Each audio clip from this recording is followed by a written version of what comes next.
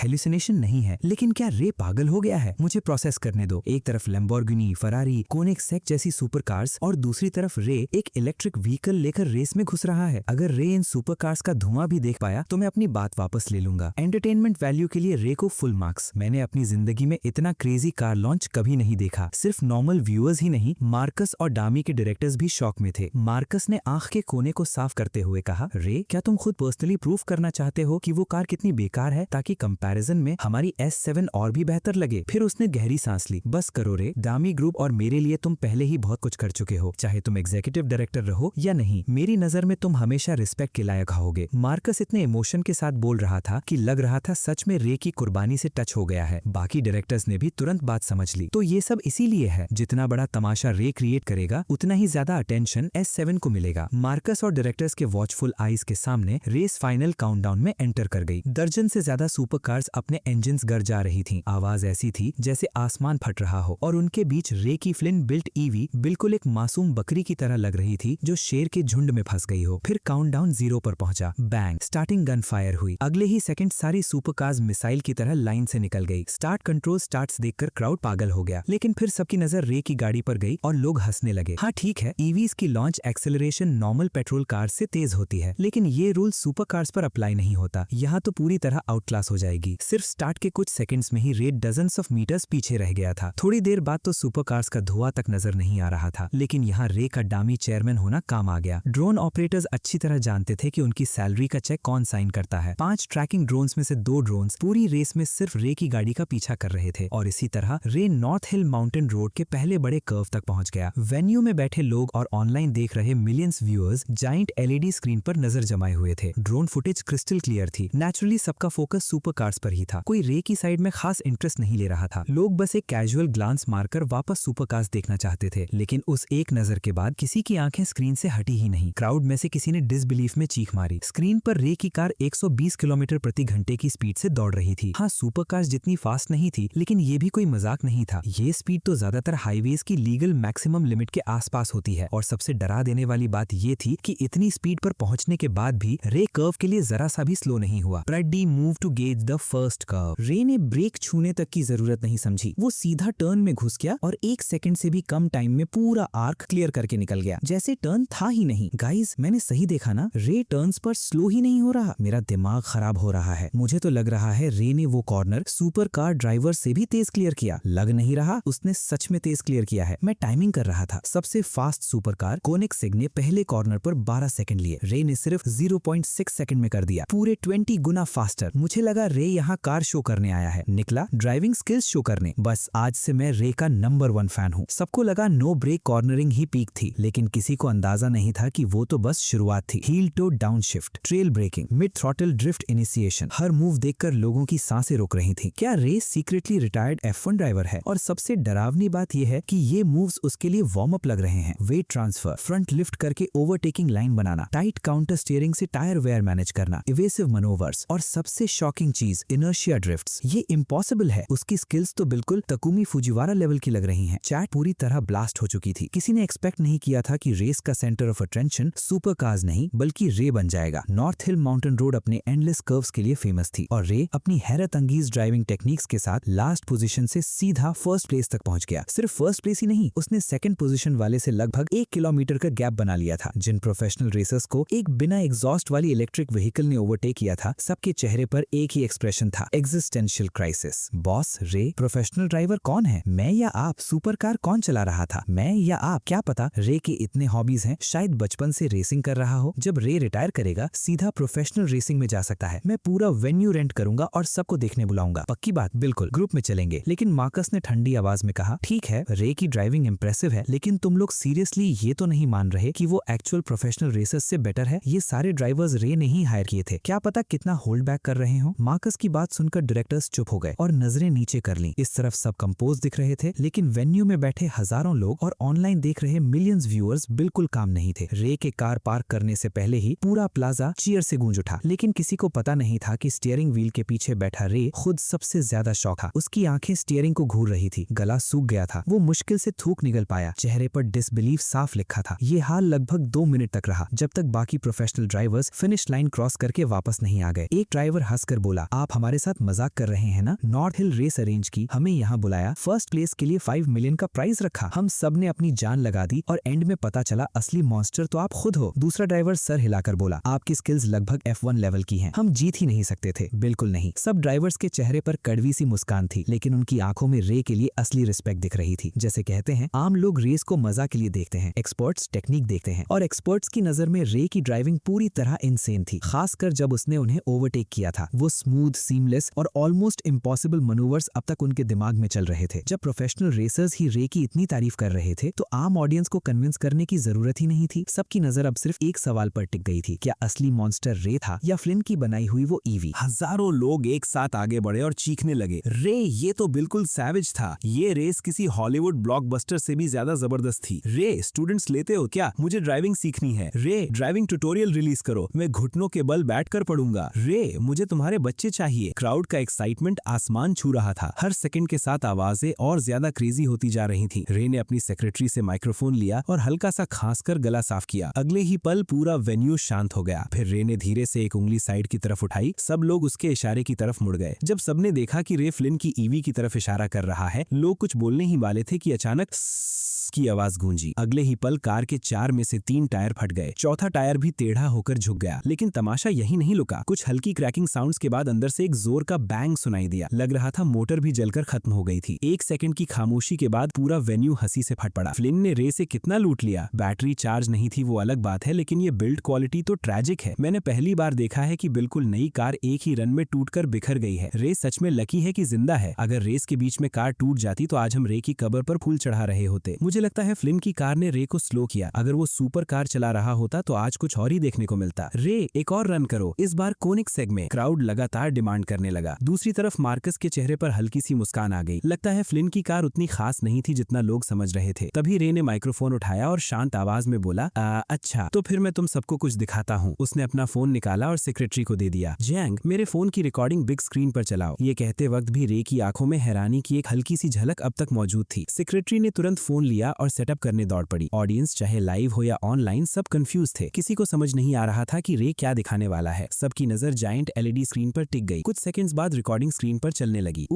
ये तो रे की इन कार रिकॉर्डिंग है। अब मजा आएगा। मैं देखना चाहता हूँ उसने ड्राइव कैसे किया। रे लेजेंड है जो ये फुटेज शेयर कर रहा है। मैं इसे फ्रेम बाय फ्रेम एनालाइज करूंगा। सिर्फ तुम नहीं, प्रोफेशनल ड्राइवर्स को देखो। सच में जो रेसर्स अभी रेस करके आए थे सबने अपने फोन्स निकाल लिए थे। उनके चेहरे बिल्कुल सीरियस हो गए थे। हर एक की नजर स्क्रीन पर चिपक गई थी। किसी की हिम्मत नहीं हो रही थी पलक झपकाने की। सबको डर था कहीं कोई डिटेल मिस ना हो जाए। स्क्रीन पर रेस स्टार्ट होने से पहले का सीन चल रहा था। दर्जन से ज्यादा सुपर कार्स के इंजन्स एक के बाद एक गरज रहे थे। लेकिन फुटेज में एक अजीब बात नजर आई। रे के हाथ स्टीयरिंग व्हील पर थे ही नहीं। उसने सिर्फ एक उंगली उठाई और सेंटर कंट्रोल स्क्रीन पर हल्का सा टैप किया। अगले ही सेकंड पूरे वेन्यू में खूबसूरत और एलिगेंट फीमेल वॉइस गूंज उठी। डिंग, आपने fully autonomous driving mode select किया है। कृपया अपनी सीट बेल्ट बांध लीजिए। चाइम बहुत सुंदर थी, आवाज बहुत सूदिंग थी, लेकिन इस वक्त ये 2 लाइनें हर किसी के कानों में बिजली बनकर गिरी। पूरे क्राउड के चेहरे एक साथ जम गए। मार्कस और DMI ग्रुप के डायरेक्टर्स भी आंखें फाड़कर स्क्रीन को देख रहे थे। उन्हें लग रहा था शायद उन्होंने गलत सुना है। फुली ऑटोनॉमस ड्राइविंग मोड मतलब नॉर्थ हिल माउंटेन रोड की वो इंसेन रेस जहां रे ने प्रोफेशनल रेसर्स को पीछे छोड़ दिया था। वहां स्टीयरिंग व्हील पकड़कर गाड़ी रे नहीं चला रहा था, गाड़ी खुद को चला रही थी। फुली ऑटोनॉमस ड्राइविंग, ये 3 शब्द सुनते ही पूरा वेन्यू सन रह गया। क्या इसका मतलब ये था कि प्रोफेशनल रेसर्स और उनकी सुपर कार्स को हराने वाला रे नहीं था बल्कि कार का ऑटोनॉमस ड्राइविंग सिस्टम था? थोड़ी देर पहले मार्कस ने जो डमी S7 लॉन्च की थी उसमें भी ऑटोनॉमस ड्राइविंग फीचर था। वो खुद स्टेज के सेंटर तक ड्राइव करके आई थी और उसी बात पर ऑडियंस ने तालियों से आसमान हिला दिया था। सिर्फ उस फीचर को ही लोग एक्स्ट्रा ऑर्डिनरी मान रहे थे। लेकिन अब वो क्या देख रहे थे? एक ऐसी सिस्टम वॉइस जो सिर्फ इतना कह रही थी, सीट बेल्ट बांध लीजिए। अगर पूरी रेस फ्लिन की कार ने खुद कंप्लीट की थी और रे ने स्टार्ट से फिनिश तक स्टीयरिंग को टच तक नहीं किया था तो इसका इम्पैक्ट पूरी EV इंडस्ट्री पर न्यूक्लियर ब्लास्ट से कम नहीं था। इस कार के सामने जो भी व्हीकल्स ऑटोनॉमस ड्राइविंग का क्लेम करते थे सब बच्चों के खिलौने लग रहे थे। ये टेक्नोलॉजी अभी एग्जिस्ट ही कैसे कर सकती है? मार्कस अपना कंपोजर खो बैठा। ऐसी चीज तो 10 साल और डेवलपमेंट करने के बाद भी नहीं बन सकती। बाकी डायरेक्टर से ज्यादा मार्कस समझता था कि ये कितना अपसर्ड। एक डायरेक्टर ने आंखें सिकोड़ कर कहा, मार्कस अभी पैनिक मत करो, पहले पूरी रिकॉर्डिंग देख लेते हैं। मार्कस ने होठों को दबा लिया और गहरी भौं के साथ स्क्रीन की तरफ मुड़ गया। उधर ऑडियंस शॉक से बाहर आ चुकी थी और अब पूरी तरह स्क्रीन में डूब गई थी। फुटेज आगे बढ़ने लगी। सीट बेल्ट बांधने के बाद रे बस सीट पर पीछे टिककर आराम से बैठ गया था और फिर गाड़ी ने खुद सब कुछ करना शुरू कर दिया। Heel to downshifts, trail braking, mid throttle drift initiation, FR weight transfer से ओवरटेकिंग लाइंस क्रिएट करना, इवेसिव मैन्यूवर्स, काउंटर स्टीयरिंग से टायर वेयर मैनेज करना, इनर्शिया ग्रिप ड्रिफ्टिंग जो प्रोफेशनल रेसर्स भी मुश्किल से एग्जीक्यूट कर पाते थे, और ये सब एक कार खुद कर रही थी। क्राउड जितना आगे फुटेज देखता गया उतना ही ज्यादा डरने लगा। सबसे बड़ा झटका तब लगा जब रिकॉर्डिंग के 10 मिनट 8 सेकंड पर वही एलिगेंट चाइम दोबारा बजी। डिंग, टायर और मोटर ओवरलोड डिटेक्ट हुआ है। एस्टिमेटेड फेलियर 8 मिनट 7 सेकंड के अंदर। बाकी सारे कंपोनेंट्स नॉर्मल कंडीशन में है। ये सुनते ही लोग ऐसे झटके से होश में आए जैसे सपने से जाग गए हों। सब ने मुश्किल से थूक निकला। मतलब टायर और मोटर फेलियर कार को पहले से पता था और एग्जैक्ट सेकंड तक प्रेडिक्शन भी कर दिया। रेस के दौरान कभी कोई रियल डेंजर था ही नहीं, सब कुछ कैलकुलेशन के अंदर था। मैं खत्म हो गया, बिल्कुल खत्म। मुझे लगा 800 किलोमीटर प्रति घंटे वाली मोटरसाइकिल ही फ्लिन की लिमिट है, लेकिन सिर्फ 3 दिन में उसने फिर मेरा दिमाग उड़ा दिया। मेरे दिल में फ्लिन मिलियंस टाइम लेजेंड बन गया। कंप्यूटर्स, मोटरसाइकिल्स और अब इलेक्ट्रिक व्हीकल्स। इस बंदे की सीलिंग आखिर है कहाँ? मैंने कभी इमेजिन नहीं किया था कि एक इंसान इतना टैलेंटेड हो सकता है। क्या अब भी स्कूल वापस जाना लेट नहीं हुआ? पहली बार मुझे नॉलेज और स्किल की असली पावर फील हो रही है। किसी ने कहा फ्लिन 60 साल का होगा, मैं कहता हूँ 80 से कम हो ही नहीं सकता। ऐसे रिजल्ट्स के लिए पूरी जिंदगी रिसर्च करनी पड़ती है। स्ट्रीम का व्यूअर काउंट 10 मिलियन के पास पहुंच चुका था और डिबेट रुकने का नाम नहीं ले रही थी। जायंट स्क्रीन पर ऑटोनॉमस मोड में दौड़ती हुई वो कार देखना लोगों को किसी सुपर हीरो को देखने जैसा लग रहा था, जैसे खुद रोशनी को चलती हुई देख रहे हो। और सिर्फ आम व्यूअर्स ही नहीं, स्ट्रीम देख रहे बिजनेस टाइकून्स भी पूरी तरह स्टंट थे। शेन सिटी की एक लग्जरी विला के अंदर नेथन स्क्रीन को घूर रहा था। उसकी सांसें धीरे धीरे भारी होती जा रही थी। उसकी आंखों में शॉक, एक्साइटमेंट और ग्रीड तीनों एक साथ चमक रहे थे, क्योंकि उसने समझ लिया था फ्लिन ने कार नहीं बनाई थी, फ्लिन ने फ्यूचर बना दिया था। कुछ ही टाइम पहले हुआवे ने भी अपनी इलेक्ट्रिक व्हीकल लॉन्च की थी। उसकी क्वालिटी आउटस्टैंडिंग थी। सिर्फ ऑटोनोमस ड्राइविंग फीचर के दम पर उसने कंपेटिटर्स को पीछे छोड़ दिया था और ईवी रैंकिंग्स के टॉप पर पहुंच गई थी। लेकिन इस वक्त जब नेथन हुआवे विजन S9 के सेल्फ ड्राइविंग सिस्टम को फ्लिन की कार के साथ कंपेयर कर रहा था, उसे समझ ही नहीं आ रहा था क्या कहे। हुआवे का विजन S9 अब उसकी ऑटोनोमस ड्राइविंग कैसी लग रही थी? बिल्कुल बच्चों का खिलौना। और जब नेथन को याद आया कि उसने हुआवे HR के थ्रू फ्लिन को 300 मिलियन एनुअल सैलरी का ऑफर भेजा था, उसका चेहरा शर्म से जलने लगा। हुआवे ने विजन S9 बनाने के लिए 20 बिलियन से ज्यादा R&D में झोंक दिए थे, फिर भी मुश्किल से ये रिजल्ट मिला था। और फ्लिन एक अकेला आदमी, उसने ऐसी कार बना दी जो विजन S9 को पूरी तरह पीछे छोड़ सकती थी। नेथन को लगा फ्लिन की वैल्यू उसके सारे PhDs और मास्टर्स वाली रिसर्च टीम्स को मिलाकर भी नहीं मापी जा सकती। 300 मिलियन। अब उसे लग रहा था ये ऑफर फ्लिन की इंसल्ट नहीं थी, ये उसकी खुद की इंसल्ट थी। सीसी, नेथन ने गहरी सांस लेते हुए कहा, इस बार तुम्हारे अंकल गलत थे, बिल्कुल गलत। शुरू से ही ये रे का मार्केटिंग स्टंट नहीं था, ये फ्लिन का वन मैन शो था। मैंने फ्लिन को बहुत अंडर एस्टिमेट कर दिया। वो अकेला इंसान है जिसकी वैल्यू मुझे नहीं पता कितनी टॉप टियर रिसर्च टीम से ज्यादा है। लॉन्ग किंगडम के पास ऐसा इंसान होना पूरे देश के लिए ब्लेसिंग है। कड़वी सी हंसी के बाद नेथन के चेहरे पर असली एक्साइटमेंट आ गई। इस पल फ्लिन का नाम हर इंसान के दिल और दिमाग में हमेशा के लिए बस गया। जब रिकॉर्डिंग खत्म हुई तो सबकी नजर फिर से फ्लिन की बनाई हुई कार पर टिक गई। खामोशी के बीच एक ताली बजी, फिर दूसरी, फिर तीसरी, और अगले ही पल पूरा वेन्यू तालियों की गरज से गूंज उठा। हर किसी को महसूस हो रहा था कि इलेक्ट्रिक व्हीकल्स के लिए एक नया युग शुरू होने वाला है। लेकिन उसी वक्त उस टूट फूट चुकी कार के अंदर से एक बार फिर वही एलिगेंट चाइम सुनाई दी। डिंग। व्हीकल ओनर के लिए एक वॉइस मैसेज मौजूद है, कृपया रिव्यू करें। Scanning, scanning. Message clearance level threshold से ऊपर है। व्हीकल ओनर के लिए ऑटो प्ले मैसेज शुरू किया जा रहा है। अगले ही सेकंड पूरे प्लाजा में मेरी आवाज गूंज उठी। हे रे, फ्लिन बोल रहा हूँ। तुमने शायद सुना होगा, मैं सिर्फ प्रोडक्ट्स बेचता हूँ, पेटेंट्स नहीं। जो भी मेरी टेक्नोलॉजी रिवर्स इंजीनियर कर ले उसे बस लाइसेंसिंग फी देनी होती है। लेकिन इस कार के लिए, जिसे मैं डैमी SUV ऑरोरा कहता हूँ, पहली जनरेशन AEV, मैं तुम्हें कुछ पेटेंट्स बेचने के लिए रेडी हूँ। क्या करूँ? आजकल थोड़ा कैश की कमी चल रही है। अगर इंटरेस्टेड हो तो ऑर्डर रिसीट के थ्रू मुझसे कांटेक्ट कर लेना। जैसे ही ये मैसेज खत्म हुआ, पूरा वेन्यू फिर से चुप हो गया और ऑनलाइन देख रहे मिलियंस व्यूअर्स पूरी तरह पागल हो गए। कैश की कमी? भाई ने 10 मिलियन लिए और फिर भी कैश की कमी है? ये बंदा कभी नहीं बदलेगा। लेजेंडरी टेक्नोलॉजी के बीच में भी स्कैमर वाली लाइन मार दी। उधर रे के चेहरे पर इतनी बड़ी स्माइल आ गई कि लग रहा था कान तक पहुंच जाएगी। रे को फ्लिन का रूल पहले से पता था, प्रोडक्ट्स बेचता है, पेटेंट्स नहीं। इसलिए उसका ओरिजिनल प्लान था कि पहले डैमी ग्रुप पर पूरा कंट्रोल हासिल करे, फिर रिसर्च टीम बनाकर दिन रात फ्लिन की कार को स्टडी करे। लेकिन अब फ्लिन ने सीधा पेटेंट्स ऑफर कर दिए थे, जैसे किसी ने सोने की थाली में गिफ्ट रखकर दे दिया हो। रे को पूरा भरोसा था कि फ्लिन की मदद से डैमी SUV ऑरोरा बहुत जल्दी मास प्रोडक्शन में आ सकती है। और इस वक्त उसे लग रहा था कि ऑरोरा नाम से बेहतर कोई नाम नहीं हो सकता, क्योंकि ये कार वाकई एक रोशनी की किरण की तरह EV दुनिया में फूटी थी। रे तो तुरंत फ्लिन से कांटेक्ट करने के लिए निकलने वाला था कि पीछे से भारी कदमों की आवाज सुनाई दी। वो मुड़ा और देखा मार्कस उसके पीछे खड़ा था। रे, कांग्रेचुलेशंस। मार्कस के चेहरे पर कड़वाहट और डिसबिलीफ दोनों थे। उसने कभी इमेजिन नहीं किया था कि रे एक अकेला इंसान लेकर आएगा और डैमी ग्रुप की पूरी R&D डिवीजन को हरा देगा, और वो भी इतने बुरे तरीके से कि कंपैरिजन तक न बचे। इतना उदास मत हो। रे ने हल्की सी मुस्कान के साथ उसकी तरफ देखा। जिसने तुम्हें हराया वो मैं नहीं था, रे ने हल्की सी मुस्कान के साथ कहा। वो जीनियस लड़का था। थोड़ी देर रुककर उसने आसमान की तरफ देखा। लोग कहते हैं मेरी जिंदगी लेजेंड जैसी रही है, लेकिन उस यंग जीनियस के सामने। मुझे लगता है असली लेजेंड तो वही है। रे की बात सुनते ही मार्कस कुछ पल के लिए ब्लैंक हो गया, फिर उसने कड़वी सी मुस्कान के साथ सर हिला दिया। रे, तुम गलत समझ रहे हो, मैं उदास नहीं हूँ, मैं फेयर एंड स्क्वायर हारा हूँ। फ्लिन कमाल का है, इतना कमाल का कि अभी तक मेरा दिल कांप रहा है, लेकिन तुम्हारा डिसीजन भी उतना ही ब्रिलियंट था। मार्कस ने गहरी सांस ली। अब मुझे समझ आया कि तुम सिर्फ DMI के फाउंडर नहीं हो, तुम DMI को लीड करने के लिए सबसे सूटेबल इंसान हो। रे, जब फिर मुलाकात होगी। इतना कहकर मार्कस ने हल्का सा झुककर सल्यूट जैसा जेस्चर किया और मुड़कर चलने लगा। रे उसकी पीठ को देखते हुए खड़ा रहा, लेकिन कुछ कदम चलने के बाद मार्कस रुक गया। वो पलट कर बोला, अब तुम्हारा क्या प्लान है? बिजनेस की दुनिया में दोनों दुश्मन थे, कॉम्पिटिटर्स थे, लेकिन दिल के किसी कोने में रे मार्कस की इज्जत करता था। कम से कम EV टेक्नोलॉजी के मामले में मार्कस उससे कहीं ज्यादा केपेबल था। S7 फ्लिन से हारी थी, किसी और EV से नहीं। मार्कस ने आसमान की तरफ देखते हुए जवाब दिया, मैं रिसर्च इंस्टीट्यूट वापस जा रहा हूँ। तुम जानते हो रे, मेरी फैमिली का यांजिंग में काफी इन्फ्लुएंस है। मैं पहले अपना ज्यादातर वक्त रिसर्च करते हुए ही बिताता था, फिर धीरे धीरे बोर हो गया, रिसर्च में इंटरेस्ट खत्म हो गया। मार्कस की आंखों में एक नई चमक आ गई। लेकिन आज